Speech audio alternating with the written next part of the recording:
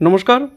আজ আমি সর্বপ্রথম আপনাদেরকে এই একটি কাঁঠাল গাছ দেখাচ্ছি এবং এই একটি গাছের একটা অংশে অর্থাৎ নিচের সাইডটাতে সর্বপ্রথমে আমি আপনাদের দেখাচ্ছি যে কী পরিমাণে কাঁঠাল এখানে কিন্তু ধরেছে। দেখতে পাচ্ছেন যে এখানে কিন্তু প্রত্যেকটি ডগার মধ্যে একটি করে ফল রয়েছে এবং কী পরিমাণ ফল রয়েছে আপনারা একবার আন্দাজ করুন। হয়তো গুণে আমি শেষ করতে পারবো না, অত্যন্ত ভালো ফলন হয়েছে। আজকের ভিডিওতে আমি এই গাছটির সম্পূর্ণ ফলনগুলো আপনাদেরকে দেখাবো এবং কিছু জিনিস আলোচনা করব যে আপনারা কি করে এই ধরনের ফলন আপনারা পেতে পারেন আপনাদের কাঁঠাল গাছেও। দেখতে পাচ্ছেন যে কী পরিমাণে কাঁঠাল রয়েছে। এটা কিন্তু একদম গোড়ার সাইড, এই দেখতে পাচ্ছেন যে একদম গোড়ার সাইড এবং এই নিচের সাইডেও কিন্তু প্রচুর পরিমাণে কাঁঠাল রয়েছে।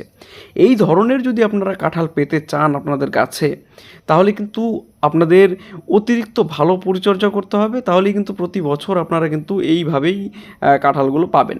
এই দেখতে পাচ্ছেন যে এখান থেকে কিন্তু প্রত্যেকটি ডাল থেকে কিন্তু প্রচুর পরিমাণে কাঁঠাল আমরা কিন্তু দেখতে পাচ্ছি।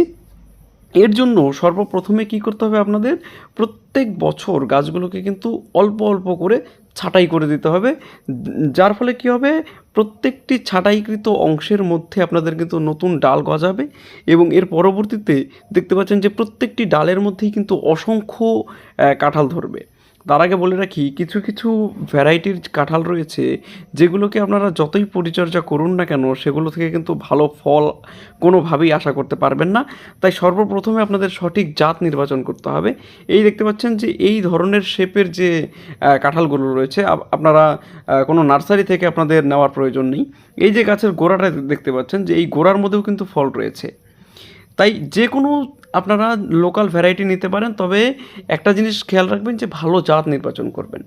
তো এর পরবর্তী পর্যায়ে কী করবেন, আপনারা গাছের গোড়াটি প্রত্যেক বছরই অল্প অল্প অল্প অল্প করে খুঁড়ে দেবেন এবং তার সঙ্গে সঙ্গে পুকুরের যে পচা পাঁক, সেই পুকুরের পচা পাঁক বাড়িতে এনে শুকিয়ে সেই মাটিগুলোকে গুঁড়ো করে এবং এর পরবর্তীতে এই গাছের চারদিকে কিন্তু দিয়ে দেবেন।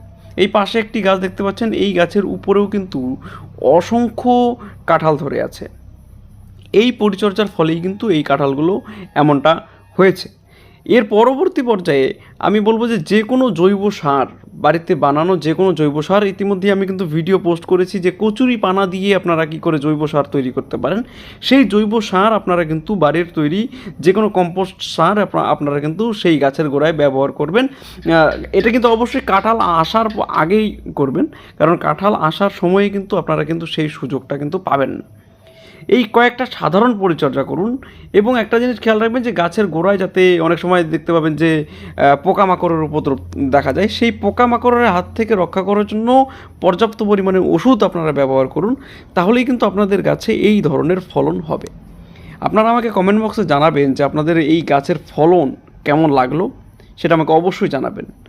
আজকের ভিডিও এখানেই শেষ করব। সবাই ভালো থাকবেন, ধন্যবাদ।